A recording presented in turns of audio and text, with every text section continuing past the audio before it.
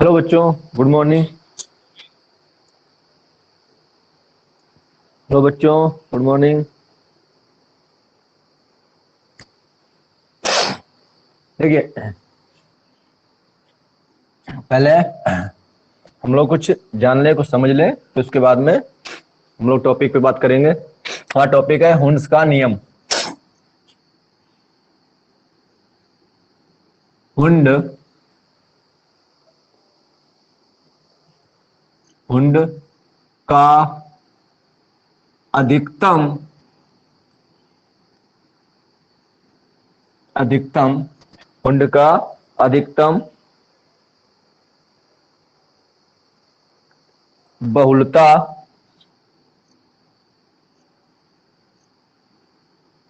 का नियम, ये आपकी हेडिंग है। हुंड का अधिकतम बहुलता का नियम।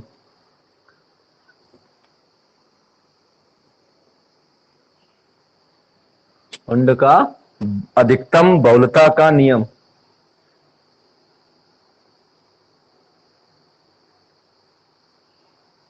हो गया, लिख लीजिए।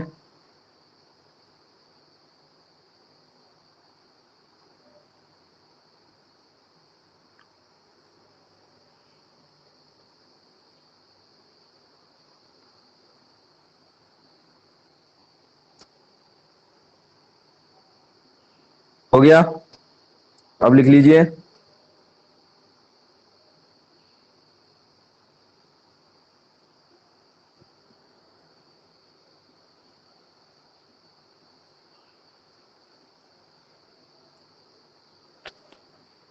हो गया, तो लिख लीजिए, आप फिर मैं समझाऊंगा। समान ऊर्जा वाले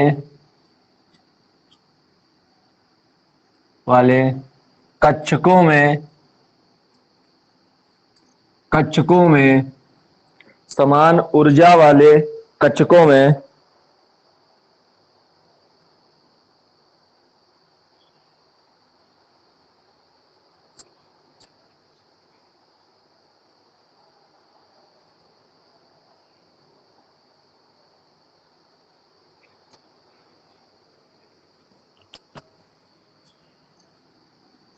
इलेक्ट्रॉनों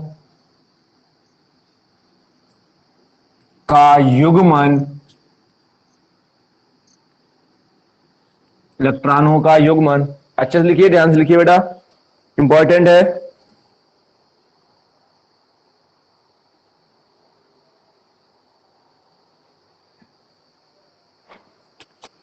इलेक्ट्रॉनों का युग्मन तभी होता है इलेक्ट्रॉनों का युग्मन तभी होता है तभी होता है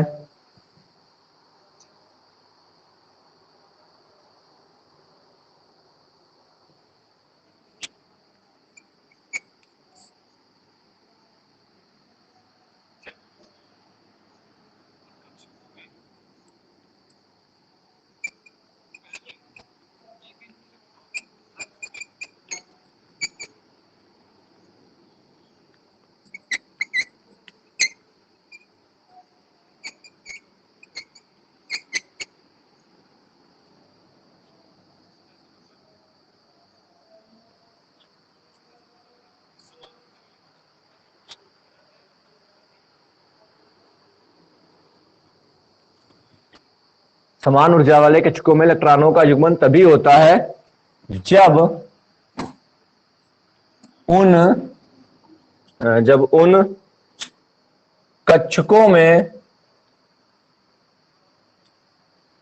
उन कक्षकों में पहले एक एक इलेक्ट्रॉन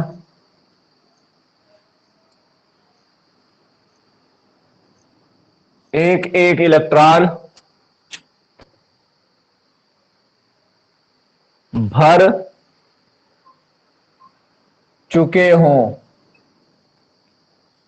भर चुके हों समान ऊर्जा वाले कक्षकों में इलेक्ट्रॉनों का युग्मन तभी होता है जब उन कक्षकों में पहले एक एक इलेक्ट्रॉन भर चुका हो।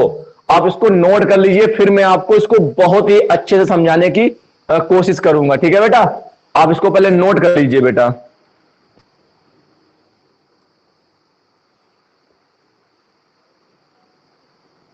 ओके,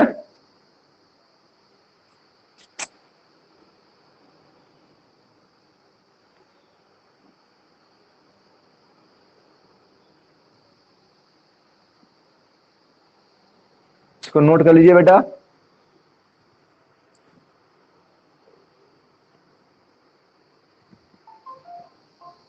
नोट हो गया?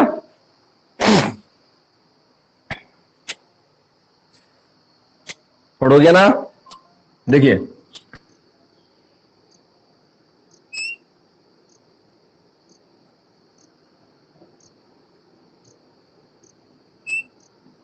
ये क्या है? हमारा नाभिक है। ठीक है,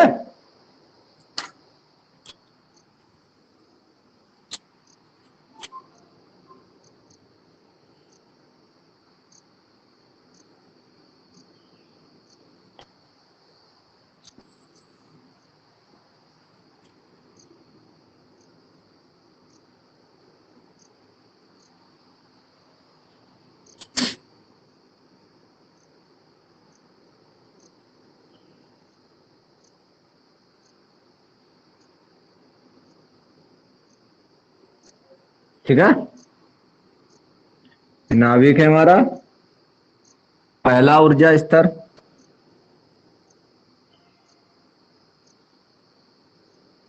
ये दूसरा है,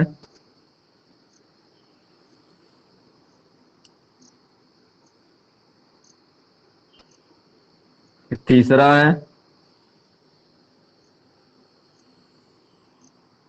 ये चौथा। ये मैं आपको समझा चुका हूं बेटा।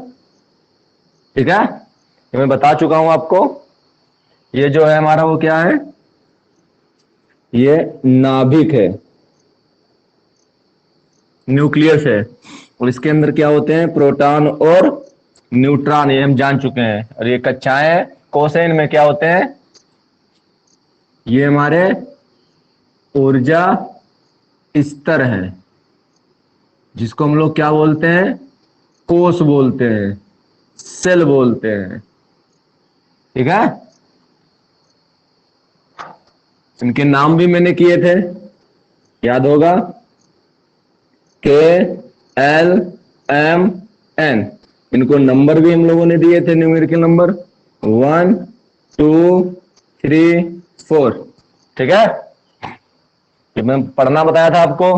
पहला ऊर्जा स्तर, दूसरा ऊर्जा स्तर, तीसरा ऊर्जा स्तर, चौथा ऊर्जा स्तर। और मैं बताया भी था कि जो ये हमारे ये जो ऊर्जा स्तर होते हैं, इनको हम लोग एन से प्रदर्शित करते हैं। तो एन बराबर होता है के एल एम एन। इनको नंबर देते हैं 1 2 3 4। और ये हमारे लिए क्या है? कोष हैं, सेल है। ठीक है, इसके बाद में आगे देखिए, ये सेल हो चुके हैं हमारे। सेल जो होते हैं वो सब सेल में बटे होते हैं, ये भी मैंने आपको बता दिया था। उपकोष,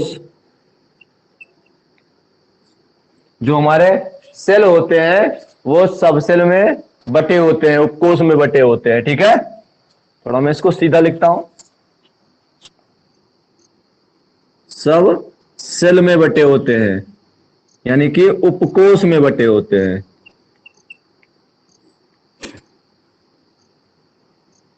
ओके, इसके बाद देखिए आगे, इसके बाद में कौन कौन से होते हैं हमारे उपकोष? S P D F. इनको भी न्यूमेरिक नंबर दिया गया है, 0 1 2 3। जैसे कि यहां पर सेल को नंबर दिया गया है, वैसे भी इनको भी नंबर दिया गया है न्यूमेरिक। तो कौन कौन से उपकोष होते हैं? S P D F, S0 P1 D2 और F3, ये नंबर दिए गए, इनको भी है। तो कोष को उपकोष में बांटा गया। एक घर बनवाएंगे तो घर में हम क्या बनवाते हैं, पहले घर बनवा रहे हैं तो घर हमारा कोष है, अब उसके अंदर कमरे बनवा रहे हैं, उपकोष हो गए हमारे, ठीक है ना। इसके आगे और देखिए, इनको जो है, इसको जो है, इसको एल से प्रदर्शित करते हैं, ठीक है ना, इसको एल से प्रदर्शित करते हैं। आगे देखिए, उपकोष को ऑर्बिटल कक्षक में बांटा गया है, इसको हम लोग एम से प्रदर्शित करते हैं। यानी कि ये जो होता है, इसमें एक एस, इसमें एस पी, इसमें एस पी डी, इसमें S P D F 1, 2s 2p, 3s 3p 3d, 4s 4p 4d 4f, याद है ना।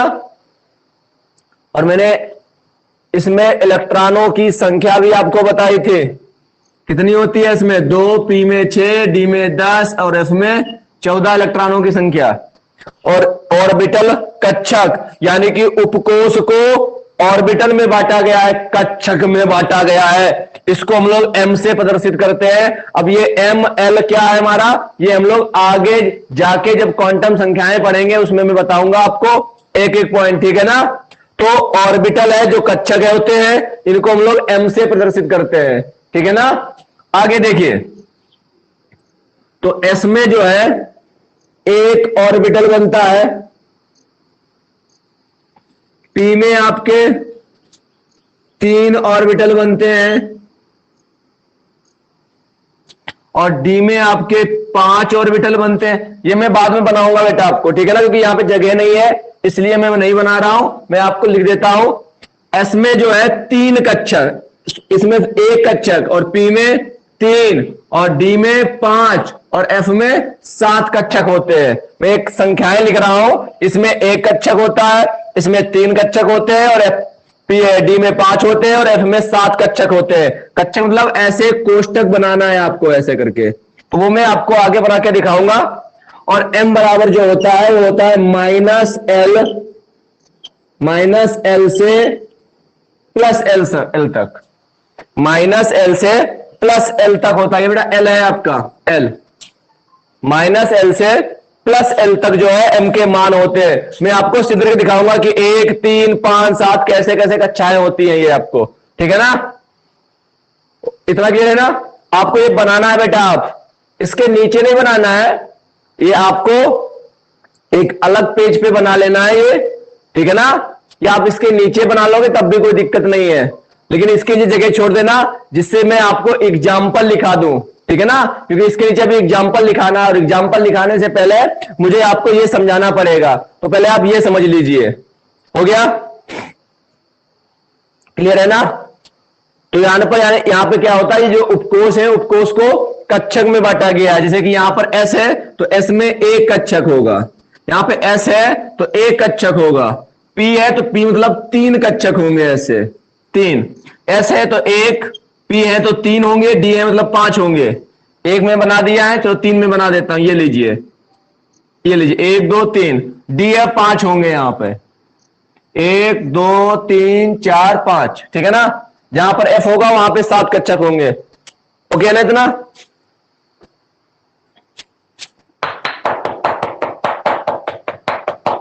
अब इन कक्षकों में जो है इलेक्ट्रॉन होते हैं, वो कैसे भरने हैं, वो इलेक्ट्रॉनों को कैसे पुट करना है, रखना है, भरना है, वो बताता है हमको हुंड का नियम। मैं भी समझाऊंगा बेटा, आप थोड़ा वेट करिए, थोड़ा समझ लीजिए। पहला पॉइंट आप समझ लीजिए। तो हमारे पास में m बराबर माइनस एल से प्लस एल तक दे रखा है, ठीक है ना। ओके है ना, इतना आप कर लीजिए बेटा, इतना आप कर लीजिए।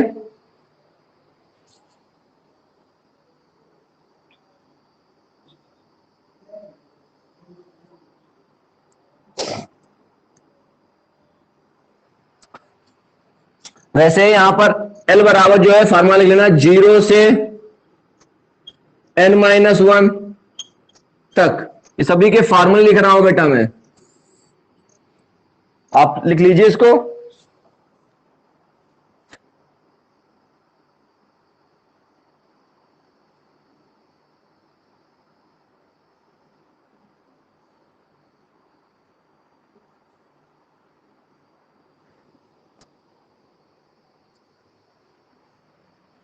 हो गया, नोट हो गया ना? देखिए मान लीजिए हमसे एल, अभी मैं सिद्ध ये दिखाऊंगा आपको, ये सब बताऊंगा, जैसे कि आपने देखा था जो हमने परमाणु बनाया था उसमें देखा था कि पहले वाले में केवल एस था, क्यों था मैं दिखाऊंगा। मान लीजिए हमसे कहा गया है कि n बराबर 1 है, n बराबर 1 है और n बराबर 1 में आपको बताना है उपकोष बताने, n बराबर 1 में उपकोष बताइए, उपकोष कितने हैं, हमसे यह पूछा गया। तो हम लोगों ने n बराबर 1, n क्या था, ऊर्जा स्तर कोष, तो पहले कोष में कितने सबसेल होते हैं, कितने उपकोष होते हैं, हमसे यह पूछा गया है, ठीक है ना। तो हम लोग क्या करेंगे, n बराबर 1, तो फार्मूला क्या है, उपकोष को हम लोग l से लिखते हैं, उपकोष के लिए मैंने क्या था l, और ऑर्बिटल कक्षक के लिए m, तो l बराबर क्या है हमारे पास, 0 से n-1 तक। बताओ बेटा, 0 से n-1, n का मान 1 है, 1 माइनस 1,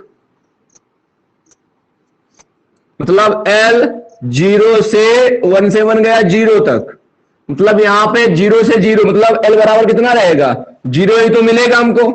l बराबर 0 आया, l बराबर 0 आया, और आपको मैंने बताया था 0 जो होता है वो किसका होता है, s, यानी कि इसमें जो उपकोष है,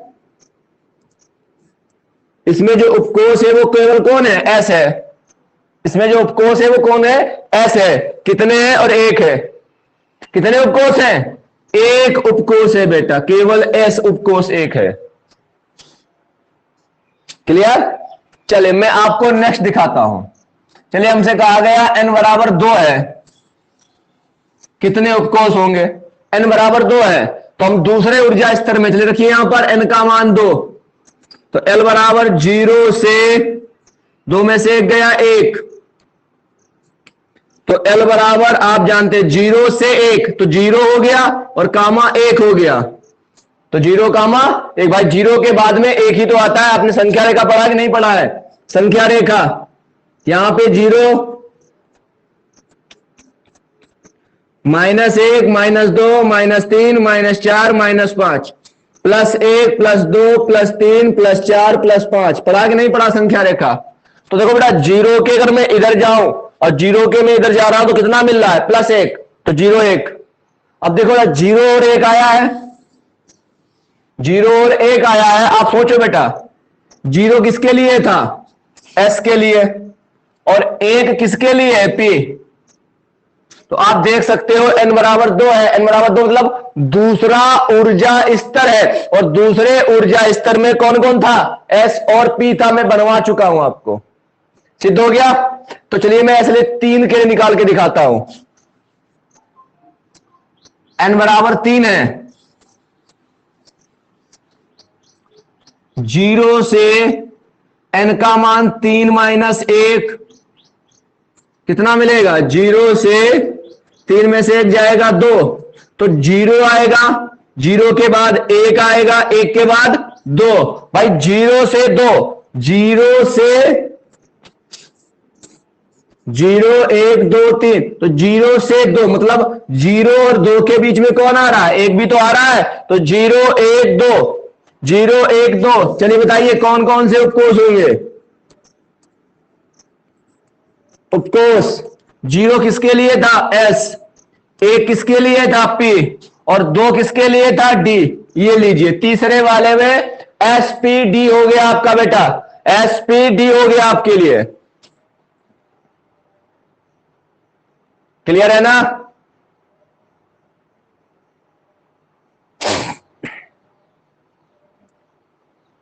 हो गया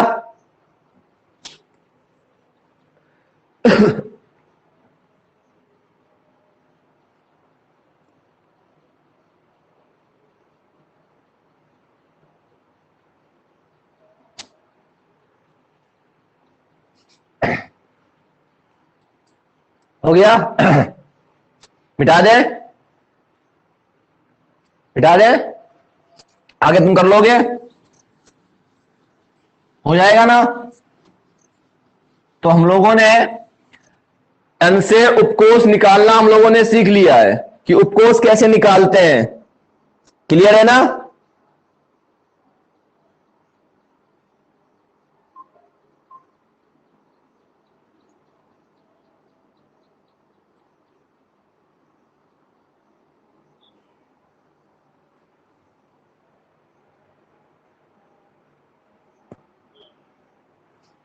हो गया? चल, अब हम लोग क्या करेंगे? अब हम लोग m बराबर निकालेंगे, माइनस एल से प्लस एल तक होता है, तो m की वैल्यू निकालेंगे। तो पहला क्वेश्चन m से कहा गया p उपकोष में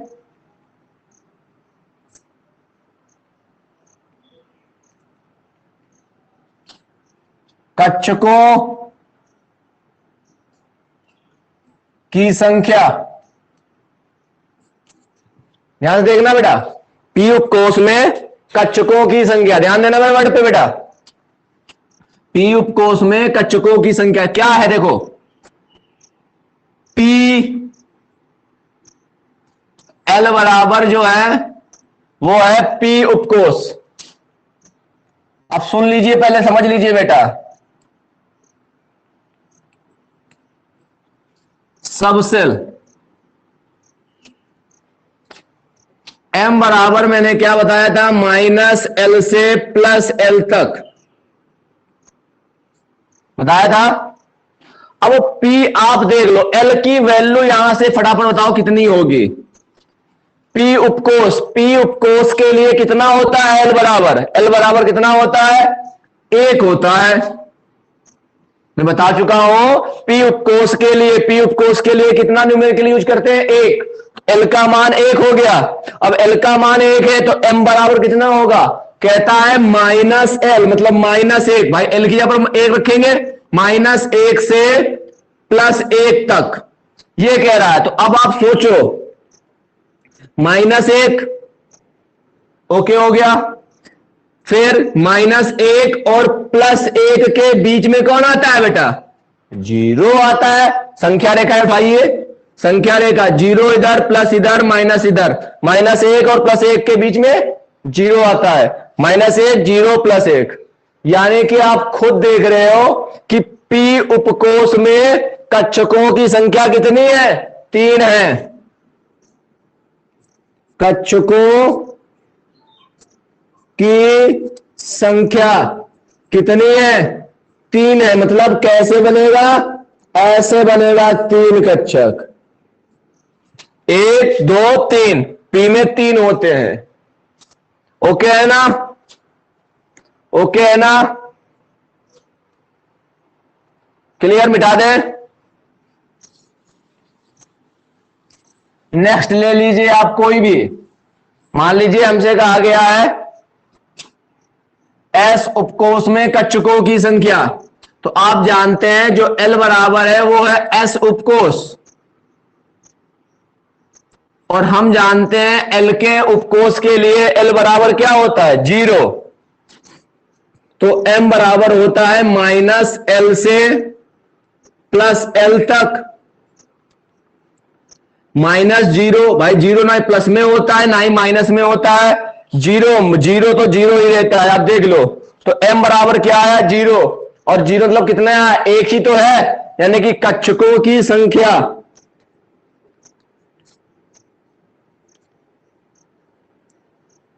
कितनी है? यहां 1 है बेटा। देखो m बराबर 0 ही केवल है, यानी कि जो s में जो कक्षक बनेगा वो ऐसे बनेगा, 1। क्लियर? ओके है ना? इसको मिटा दे। नेक्स्ट देख लो, P हो गया, S हो गया। चलिए D ले लेता हूं। D उपकोष में कक्षकों की संख्या, तो आपने बताया कि हमारे पास जो L बराबर है वो है D उपकोष। तो L बराबर D के लिए कितना था बेटा? 2। तो m बराबर क्या होता है, -l से +l तक। तो m बराबर -l, 2 से +l मतलब 2। m बराबर -2 होगा, फिर -1 होगा, फिर 0 आएगा, फिर +1 आएगा, फिर +2 आएगा। यही तो होगा भाई। -2 से +2 मतलब -2 +2, यहां से लेकर यहां तक। तो इसके बीच में -1 भी है, 0 भी है, +1 भी है। क्लियर है ना। तो यहां पर कितने कक्षक हैं देखो, -2 -1 0 +1 +2, मतलब इसमें 5 होंगे। 1 2 3 4 और ये लीजिए 5। ये है -2 -1 0 +1 +2, ये लीजिए हो गया। जिसे आपने P में 3 बनाए थे, तो जो P में आपने 3 बनाए थे उसमें क्या था, -1 0 +1, तो वही चीज। क्लियर है ना। अब F के लिए कर सकते हो। F में कितना होगा बेटा आपका, F में आपके 7 होंगे। कैसे बनेंगे, ये देखो 1 2 3 4, 1 2 3 4 5 6 और ये लीजिए 7। और मतलब क्या होगा, कितना है 3, तो -3 से +3 तक होगा, ऐसे। ठीक है, इनके मैंने नाम लिख दिए, दिखाई नहीं दे रहे हैं, तो ये मैं ऊपर बनाता हूं आपको। यहां मैं दिखा देता हूं आपको। F में कितने बनेंगे, 7 बनेंगे बेटा, ऐसे।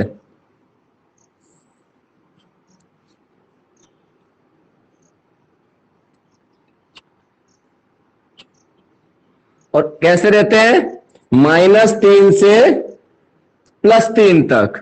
अब इनके बीच में जो संख्याएं आती हैं वो लिख दो बेटा। हो गया। देखो 7 कमरे हैं, इसमें 5 हैं, P में 3 है, 0 में 1 ही रहेगा, इसमें 1 ही रहेगा। ओके ना, कमरों की संख्या क्लियर हो गई। हो गया ना। और आपको देखिए ना, एक बात बताऊं, आपके में लकीर बनी होगी ऐसे, तो आपको इन दोनों लकीरों पे लेकर ऐसे बनाना है इसको। अब साइज जितना बड़ा रखना चाहो रखिए, लेकिन दोनों साइज लकीरों को लेके बनाना, ऐसे मत कर देना, ऐसे ऐसे, ये बीच में या ऐसे, ऐसे मत बनाना। ये देखिए, ये लकीरें हैं आपकी, ये 2 लकीरें हैं, इन 2 लकीरों पे ऐसे रखना, ऐसे। तो ये अच्छा लगेगा और सुंदर दिखेगा बेटा। ठीक है, खराब नहीं लगेगा आपको। ओके,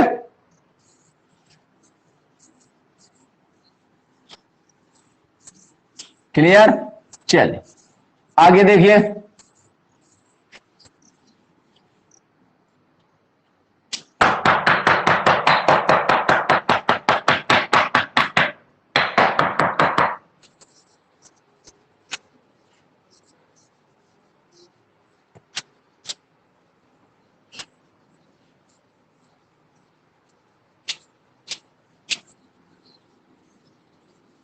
अब इसके उदाहरण देखिए।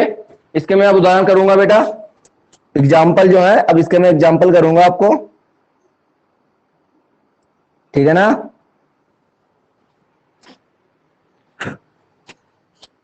मैं एग्जाम्पल समझाता हूं, ध्यान से सुनिए। एग्जाम्पल नंबर 1, बोरान 5,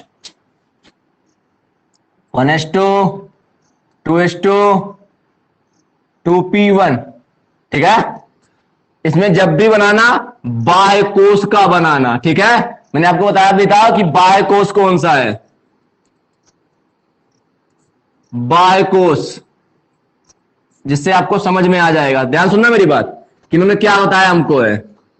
देखिए 2s2 है और 2p1 है। s मैंने बोला था s में 1 और p में 3 कक्षक होते हैं, ठीक है, बना लिए। एस में 2 होते हैं, तो कहता है पहले 1, ठीक है ना, ऐसे। अब ये क्या है, तो ये भी मैं आपको क्लियर कर देता हूं, इलेक्ट्रॉन